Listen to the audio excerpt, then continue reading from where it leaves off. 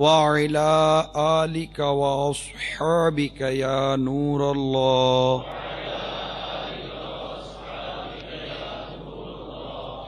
نويت سنة الاعتکاف. سرکار مدینہ راحت قلب و سینہ فیض گنجینہ صاحب معطر پسینہ باعث نزول سکینہ صلی اللہ تعالی علیہ وآلہ وسلم کا فرمان علی شان ہے، جو کوئی مجھ پر ایک مرتبہ درود پاک پڑھتا ہے اللہ تعالی اس پر 10 رحمتیں نازل فرماتا ہے، اس کے 10 گناہ معاف فرماتا ہے اور اس کے 10 درجات کو بلند فرماتا ہے. صلو علی الحبیب صلی اللہ تعالی. جمادی الاولیٰ 1431 سن ہجری کی یہاں عرب امارات میں 9ویں شب ہے. حسب معمول دعوت اسلامی کا سنت و برا ہفتہ وار اجتماع دبئی میں مسجد البر میں جاری ہے. حضرت سیدنا فاروق اعظم رضی اللہ تعالی عنہ کے مبارک زمانے میں ایک نوجوان بہت متقی اور عبادت گزار تھا. سیدنا فاروق اعظم رضی اللہ تعالی عنہ بھی اس کی عبادات پر تعجب کیا کرتے تھے. وہ نوجوان نماز عشاء مسجد میں ادا کرنے کے بعد اپنے بوڑھے والد کی خدمت کرنے کے لیے جایا کرتا تھا. راستے میں ایک خوبصورت اور حسین عورت اسے اپنی طرف بلاتی اور اسے چھیڑتی تھی، مگر یہ نوجوان اس حسین و جمیل نوجوان عورت کی طرف توجہ نہیں کرتا، نگاہیں جھکائے وہاں سے گزر جایا کرتا. آخر کار ایک دن وہ نوجوان شیطان کے ورغلانے پر اور عورت کی برائی کی دعوت دینے پر وہ برائی کے ارادے سے آگے بڑھا. لیکن جو ہی وہ نوجوان دروازے پر پہنچا اسے سورہ اعراف جو 9ویں پارے میں کی آیت نمبر 201 میں آیت موجود ہے، ان الذین اتقوا اذا مسهم طائف من الشیطان تذکروا فاذا هم مبصرون. ترجمہ کنز ایمان، بے شک وہ جو ڈر والے ہیں جب انہیں کسی شیطانی خیال کی ٹھیس لگتی ہے ہوشیار ہو جاتے ہیں، اسی وقت ان کی آنکھیں کھل جاتی ہیں. اب جب وہ نوجوان گناہ کے ارادے سے اس عورت کے دروازے کی طرف چلا تو اسے رب کریم جل جلالہ کا یہ ارشاد یاد آ گیا. اس آیت پاک کے یاد آتے ہی اس کے دل میں اللہ تبارک و تعالی کا خوف اس قدر غالب ہوا کہ بے ہوش ہو کر زمین پر گر گیا. جب بہت دیر گھر نہ پہنچا تو اس کا بوڑھا باپ اسے تلاش کرنے کے لیے نکلا.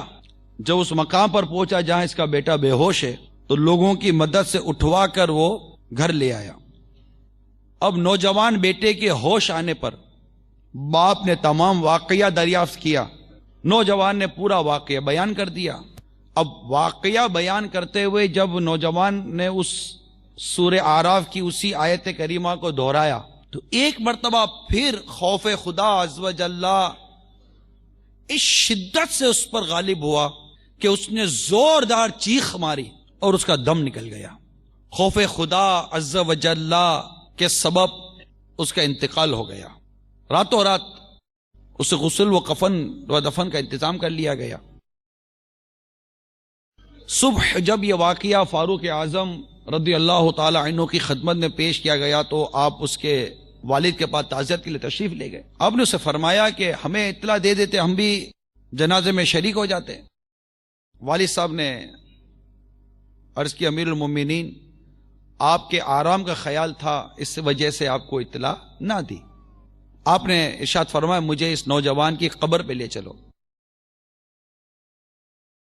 وہاں جب اس نوجوان کی قبر پر فاروق اعظم رضی اللہ تعالی عنہ پہنچے تو سورہ رحمان کی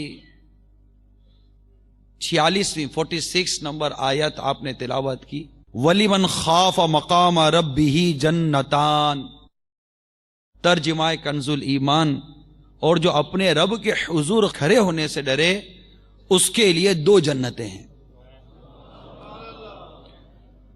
سیدنا فاروق اعظم رضی اللہ تعالی عنہ نے جب اس نوجوان کی قبر پر پہنچ کر یہ آیت کریمہ تلاوت کی تو قبر میں سے اس نوجوان نے بلند آواز کے ساتھ پکارا، یا امیر المومنین، بے شک میرے رب نے مجھے 2 جنتیں عطا فرمائی ہیں. صلو علی الحبیب صلی اللہ تعالی علی محمد. جب قرآن کی بات ہو، نیکی کی دعوت ہو، حدیث پاک بیان ہو رہی ہو، نیکی کی دعوت دی جا رہی ہو، اور مسلمان جب اللہ عز و جل اس کے پیارے رسول کا ارشاد سننے کے لیے جمع ہوں تو انہیں چاہیے کہ وہ توجہ کے ساتھ صرف درس و بیان سنیں. تو ایسا کوئی کام اجتماع میں، نہ صرف یہاں، جہاں بھی آپ اجتماع وغیرہ میں جائیں، درس میں بیٹھے، بیان میں بیٹھیں، جب قرآن و حدیث کی بات ہو تو توجہ کے ساتھ، ہو سکے تو سر کو جھکا کر، یہاں وہاں دیکھ کر بھی نہیں، ہو سکے تو سر کو جھکا کر توجہ کے ساتھ نگاہیں نیچی کرے، ہو سکے تو با ادب 2 زانو ہو کر بیٹھ جائیں، جتنا بیٹھ سکتے ہیں. تھک جائیں تو پھر جیسا چاہیں بیٹھ جائیں. تو جس سے ہو سکے 2 زانو بیٹھے، با وضو بیٹھے، مسجد میں بیٹھا ہے اعتکاف کی نیت کرے اور توجہ کے ساتھ درس و بیان سنے، اور اللہ کی بارگاہ میں دعا کر کر بیٹھے کہ یا اللہ میں یہاں تک پہنچا تیری توفیق سے، میرے قلب کو تیری طرف پھیرنا یہ تیرے دست قدرت میں. صلو علی الحبیب. میٹھے میٹھے اور پیارے پیارے اسلامی بھائیوں، ابھی بڑی ہی سبق آموز حکایت آپ نے سماعت کی، اور اس نوجوان کا خوف خدا دیکھا، آپ نے تقوی اور پرہیزگاری دیکھی کہ عبادت میں مصروف رہتا، اور وہاں سے جب یہ گھر جاتا تو نوجوان خوبصورت عورت اسے اپنی طرف بلاتی، مگر اس نگاہیں نیچی رکھنے کی اس کی عادت تھی. نگاہیں نیچی رکھنے کی برکت سے وہ گزر جاتا، مگر شیطان سب کے ساتھ لگا ہوا ہے. شیطان نے اس کو بھی ورغلایا، عورت اس کے پیچھے پڑی رہی. آخر کار وہ چل پڑا اور اسے اپنے رب کا ارشاد یاد آیا، قرآن پاک کا فرمان یاد آیا، اور اس فرمان سے اس کے دل کو چوٹ لگی اور وہ خوف خدا عز و جل کے سبب بے ہوش ہو گیا، اور یہی خوف خدا اس کے انتقال کا سبب بنا. امیر المومنین فاروق اعظم رضی اللہ تعالی عنہ بھی اس کی عبادت، اس کے تقوی، اس کے پرہیزگاری کو جانتے تھے. پھر ایسا محسوس ہوتا ہے کہ فاروق اعظم رضی اللہ تعالی عنہ اس بات کا بھی ادراک کر چکے تھے کہ اس نوجوان کا انتقال خوف خدا عز و جل کے سبب سے ہوا، کہ آپ نے اس کی قبر پہ جا کر اس آیت کریمہ کی تلاوت کی جس کا تعلق خوف خدا سے تھا. وَلِمَنْ خَافَ مَقَامَ رَبِّهِ جَنَّتَانِ، کہ جو اپنے رب کے آگے کھڑے ہونے سے ڈرا اس کے لیے 2 جنتیں ہیں. اور اس نوجوان نے قبر سے پکارا کہ یا امیر المومنین، میرے رب نے مجھے 2 جنتیں عطا فرما دی ہیں. اس میں بڑی ہی عبرت ہے، بڑے ہی سبق سیکھنے کے مدنی پھول ہیں کہ شرم و حیا یہ ہمیں ہونی چاہیے. گناہ کی طرف ہم تو خود بھاگتے ہیں، اور ایسے مقام پر جانے کا ہمارا بڑا جی چاہتا ہے جہاں بدنگاہیاں ہوں، جہاں مطلب کہ حسن و جمال کے نظارے ہوں، جہاں موسیقی ہو، جہاں تفریح ہو، تھوڑی موج مستی، جس کو ہمارے یہاں عام لینگویج میں کہتے ہیں، تھوڑی موج مستی ہونی چاہیے. تو میٹھے اسلامی بھائی، خوف خدا کا تقاضا کچھ اور ہے. خوف خدا یہ انسان کے اندر بہت کچھ تبدیلیاں لے آتا ہے. آج کے اس دور میں ہم اس موضوع کو تھوڑا بھولتے جا رہے ہیں، جبکہ یہ ہم جانتے ہیں کہ اس مختصر سی زندگی کے ایام گزارنے کے بعد ہر ایک نے اپنے رب عز و جل کے حضور حاضری دینی ہے، اعمال کا حساب دینا ہے،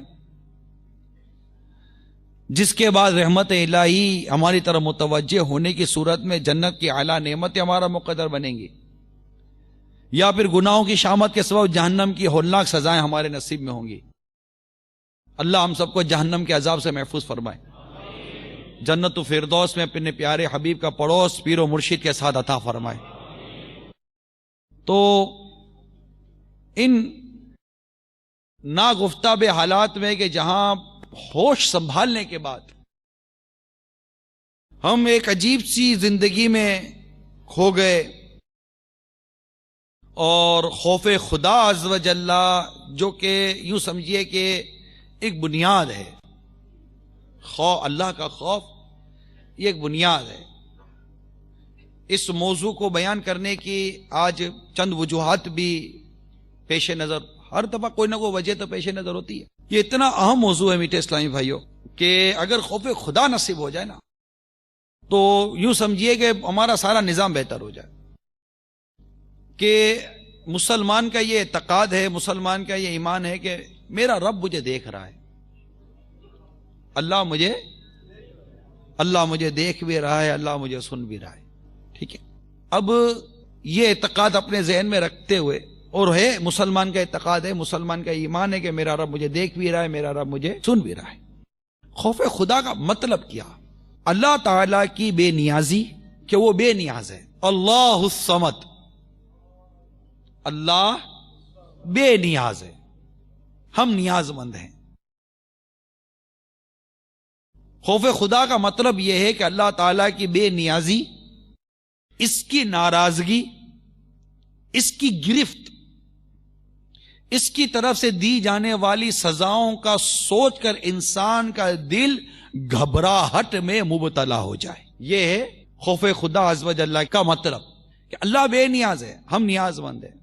ہماری عبادت نہ اللہ تبارک و تعالیٰ کی کبریائی میں کوئی اضافہ کر سکتی ہے کہ وہ بڑا ہے، نہ ہمارا کوئی گناہ اللہ تبارک و تعالیٰ کو نقصان پہنچا سکتا. وہ بے نیاز ہے، ہم اس کے محتاج ہیں، وہ کسی کا محتاج نہیں ہے. ہم اللہ کے حضور سجدہ کر کے اپنے لیے رحمت حاصل کرنے کی کوشش کرتے ہیں. اگر ہم سب مل کر سجدہ کرنا بند کر دیں تو اللہ تعالیٰ کی ربوبیت پر کیا اثر پڑے گا؟ وہ بے نیاز ہے، اسے ہماری عبادت کی حاجت نہیں، ہمیں اس بات کی حاجت ہے کہ ہم اس کی عبادت کریں. پھر اس کی ناراضگی کا خوف، کہ اللہ تبارک و تعالیٰ کا ناراض ہو گیا تو میرا کیا بنے گا. اس نے جو گناہوں کے لیے، گناہوں کے سبب اپنے گناہگار بندوں کے لیے جو سزائیں رکھی ہیں اس کا تصور، اور ان تمام چیزوں کو سوچ کر بندے کے دل میں جو گھبراہٹ پیدا ہوتی ہے تو کہتا ہے کہ یار اس کے دل میں ایک خوف خدا، ایک خوف کی کیفیت پیدا ہوئی، اللہ کے ڈر کی کیفیت پیدا ہوئی. اب اگر ہم تھوڑا سا غور کرتے ہیں، اس تعریف کو بھی آپ غور سے سمجھنے کی کوشش کریں کہ یہ کتنا اہم موضوع خوف خدا. اگر کسی کو خوف خدا نصیب ہو جائے، اللہ کی ناراضگی کا خوف نصیب ہو جائے کہ میرا رب مجھ سے ناراض ہو گیا تو میرا کیا بنے گا، میرا رب بے نیاز ہے، میں جن گناہوں کے عادتوں میں مبتلا ہوں، اگر ان گناہوں پر میرے رب نے گرفت فرمائی اور مجھے جہنم کا عذاب دے دیا، قبر کا عذاب دے دیا تو میرا کیا بنے گا. اب میں جو گناہ کر رہا ہوں، میں جو عمل کر رہا ہوں، کیا وہ عمل کرتے وقت میرا رب مجھے دیکھ رہا ہے؟ یقیناً دیکھ رہا ہے. اب میرا رب میری گرفت پر قادر ہے؟ یقیناً قادر ہے، گرفت کر لے گا. گرفت کرنے کے بعد کیا میرا رب مجھے سزا دینے پر قادر ہے؟ بالکل سزا دینے پر قادر ہے، سزا بھی دے گا. جب یہ ساری چیزیں ہمارے پیش نظر ہوں، کہ اس کا دیکھنا ہمارے بالکل پیش نظر ہو، اس کا گرفت کرنا ہمارے یقیناً پیش نظر ہو، اس کا سزا دینا یقیناً ہمارے پیش نظر ہو، اور یہ بھی پیش نظر ہو کہ وہ بے نیاز ہے، تو انسان گناہ سے باز آ جاتا ہے، بدعمالی سے باز آ جاتا ہے. کیوں؟ کہ ہم گناہ اس وقت کرتے ہیں جس وقت کوئی دیکھ نہ رہا ہو. اب جب یہ تصور بن گیا کہ میرا رب دیکھ رہا ہے تو گناہ سے بچے گا. اچھا، اب ایسے بھی لوگ ہیں کہ جو گناہ کرتے ہیں جبکہ لوگ دیکھ رہے ہوتے ہیں. یہ بے باک ہیں، یہ لوگ بے باک ہیں. یہ اگلا درجہ ہے. ان کا خوف خدا انتہائی ضعیف ہے، انتہائی کمزور ہے. خوف کی 3 قسمیں بیان ہوتی ہیں خوف خدا کی: ضعیف، معتدل اور قوی زیادہ. خوف خدا معتدل ہونا چاہیے. مثال کے طور پر جیسے خوف خدا کو ہمارے بزرگوں نے ایک لگام کی مثال دی. خوف خدا ایک لگام ہے، ایک زبردست کوڑا ہے. نفس ایک سرکش جانور ہے. اگر جانور کو کوڑا اتنا آہستہ مارے کہ اس پر کوئی فرق ہی نہ پڑے تو کیا مارنا نہ مارنا برابر ہے. اتنا زور سے مارا کہ زخمی ہو گیا اور بیٹھ گیا تو بھی نقصان دہ. تو ایسا کوڑا مارا جائے جس سے نہ وہ زخمی ہو نہ وہ بیمار ہو بلکہ اس کی رفتار بھی تیز ہو جائے. اس کو کہتے ہیں معتدل، درمیانہ راستہ. لیکن جو پہلا طبقہ ہے جو خوف کی بات تو کرتا ہے لیکن ہے بے باک، اس کو زیادہ غور کرنا ہے کہ میں ایسا کیسا بے باک ہو گیا کہ اللہ سے بھی حیا گئی اور اللہ کے بندوں سے بھی حیا گئی، کہ کوئی دیکھ رہا یا نہیں دیکھ رہا اس کی کوئی اس کو پرواہ نہیں. اب وہ بھی ہر گناہ نہیں، ہر گناہ نہیں، چند گناہ ہیں جن کے بارے میں بندہ سب کے ساتھ کر لیتا ہے. مثال کے طور پر فلم دیکھنا، فلم بینی، پکچر دیکھنا. اب ہے یہ بھی ناجائز اور حرام کہ پکچر میں کیا ہوتا ہے؟ عورت ہے، بے پردہ عورتیں ہیں، بے حیا عورتیں ہیں، گانا ہے، بے حیائی ہے، اڑیانی ہے، اور کیا ہے. اس کے بغیر فلم تو بنتی نہیں ہے، وہ فلم ہی نہیں ہے، فلوپ ہو جائے گی. اب یہ فلم دیکھنا یہ ہے تو بے حیائی، ہے تو گناہ، لیکن چونکہ بدقسمتی سے ہمارے معاشرے میں اسے برا نہیں سمجھا جاتا. اللہ کے نزدیک گناہ ہے، اللہ کے نزدیک برا ہے، لیکن چونکہ اسے لوگ برا نہیں کہتے اس لیے بندہ بے باکی کے ساتھ کر رہا ہے. اچھا، اب آ جائیے شراب. اب شراب لوگوں میں اب بھی بری ہے، ہر ایک شراب کو اچھا نہیں کہتا. تو شراب اب بھی بری ہے، لہذا اللہ کے نزدیک بھی شراب بری ہے. لیکن چونکہ یہ شراب لوگوں کے نزدیک بھی بری ہے لہذا اب لوگوں کے بیچ میں دن دہاڑے شراب نہیں پیتا. وہاں اللہ سے نہیں ڈر رہا، بندوں سے ڈر رہا ہے. ہمارا جو خوف خدا یا خوف کا جو عالم ہے نا، یہ بڑا ہی وہ ڈسٹرب ہے. کوئی اس کی کوئی سمت نہیں ہے، کوئی اس کا سرا نہیں ہے، مطلب کوئی اس کا وہ طریقہ ہی نہیں ہے ہمارا. ہم عجیب و غریب و عجیب قسم کے لوگ ہو گئے. ہم اللہ کے بندوں سے ڈرتے ہیں مگر اللہ سے نہیں ڈرتے. یہ بنیادی وجہ ہے کہ جب بندوں کے دل سے اللہ کا خوف نکل گیا تو ان بندوں کے دلوں میں مخلوق کا خوف آ گیا. اب یہ لوگوں سے ڈرتی ہی، قوموں سے ڈرتی ہے مگر رب سے نہیں ڈرتی. جب تک مسلمان رب سے ڈرتا تھا ساری قوم مسلمان سے ڈرتی تھی. جب مسلمان نے رب کا خوف نکال دیا اب مسلمان ساری قوموں سے ڈرتا ہے. یہ مسلمان قوم جو سب قوموں کے آگے ہاتھ جوڑ کر کھڑی ہو جاتی ہے، اس کی وجہ یہ ہے کہ اس مسلمان قوم نے اپنے رب کا خوف اپنے دل سے نکالنا شروع کر دیا. جب ہمارے دل سے ہمارے رب کا ڈر نکل گیا تو اس جگہ پر دوسری قوموں کا ڈر آ گیا. جب ہمارے دل میں رب کا ڈر تھا، رب کا خوف تھا، دوسری قوموں پر مسلمانوں کا ڈر تھا، مسلمانوں کا خوف تھا. اتنی بنیادی چیز ہے خوف خدا عز و جل، اور وہ ہمارے دل سے نکلتا جا رہا ہے. وہ امیل سنت کا مجھے شعر یاد آ رہا ہے، آقا کی بارگاہ میں عرض کرتے ہیں: المدد یا شہ ابرار مدینے والے، المدد یا شہ ابرار مدینے والے، قلب سے خوف خدا دور ہوا جاتا ہے. تو میں کچھ خوف خدا کی جو ہماری جو کیفیات ہیں میں تھوڑا اس کا تجزیہ پیش کرنا چاہ رہا تھا، پھر انشاءاللہ مزید اس موضوع کو لے کر آگے بڑھتا ہوں.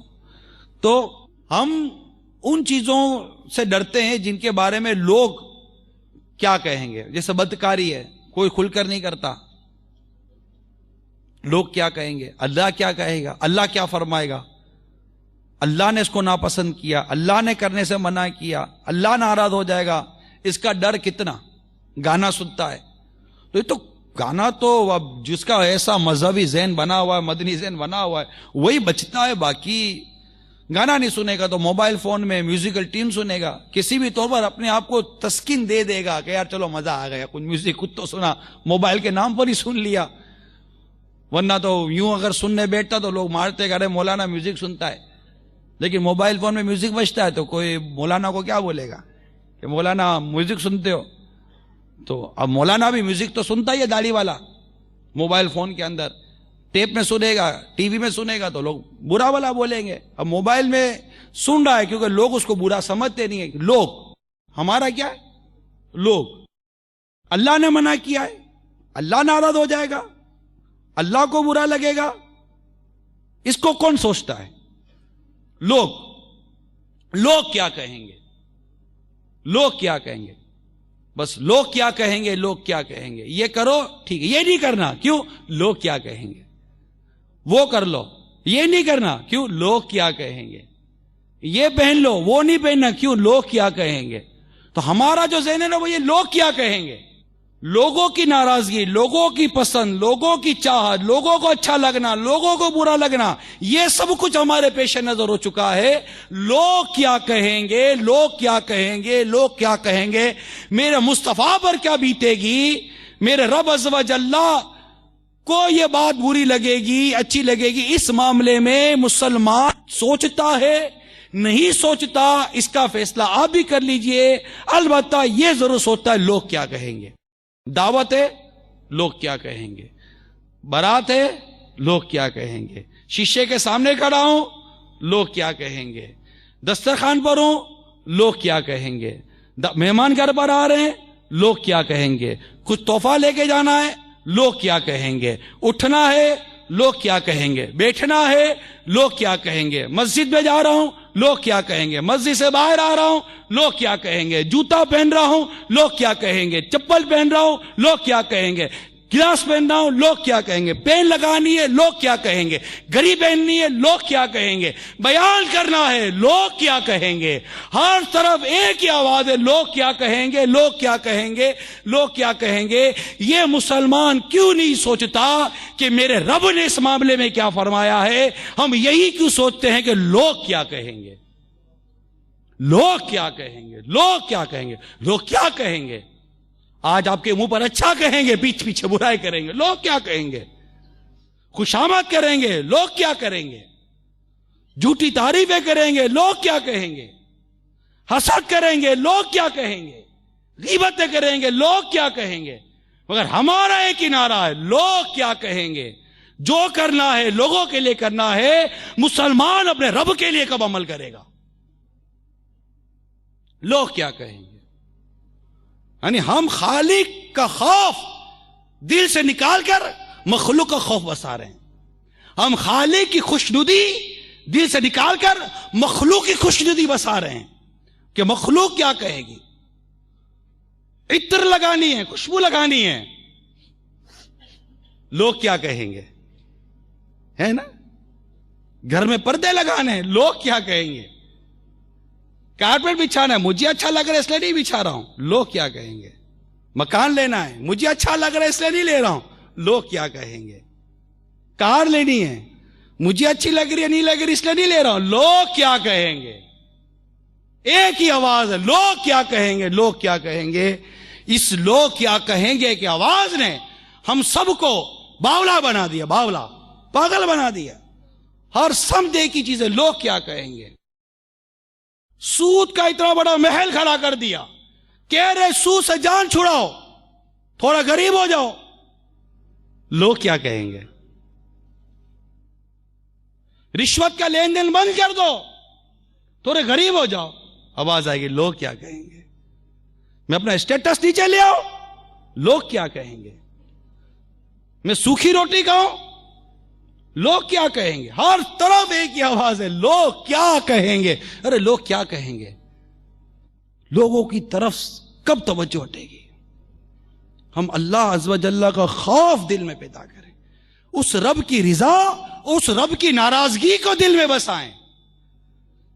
اور اس صدا سے باہر آئیں، اس کیفیت سے باہر آئیں، لوگ کیا کہیں گے؟ لوگوں کی جہاں پر کیفیت دیکھنی ہے، لوگوں کی جہاں پر خوشنودی دیکھنی ہے، لوگوں کی جہاں پر رضا دیکھنی ہے، لوگوں کی جہاں پر نفرت اور تنفیر عوام جہاں دیکھنی ہے وہاں دیکھنی ہے، جہاں شریعت نے اس طرح دیکھنے کا کہا ہے، مگر اس کے پیچھے بھی رضا الہی ملتی ہے کہ یہ کام مت کرو، لوگوں کو برا لگے گا، مگر اس کے پیچھے رضا الہی ہے کہ وہ کام کرنے سے دین سے دور ہو جائے گا، اسلام سے دور ہو جائے گا، تو یہ مت کرو۔ جہاں جہاں لوگوں کے دیکھنے، لوگوں کے مزاج کو دیکھنے، لوگوں کی عادات اور اطوار کو دیکھنے کا درس ہے، وہاں پر دین کی خرابی کے پیش نظر یہ درس ہے، اسلام سے دور ہونے کے پیش نظر یہ درس ہے، نماز سنتوں سے دور ہونے کے پیش نظر یہ درس ہے۔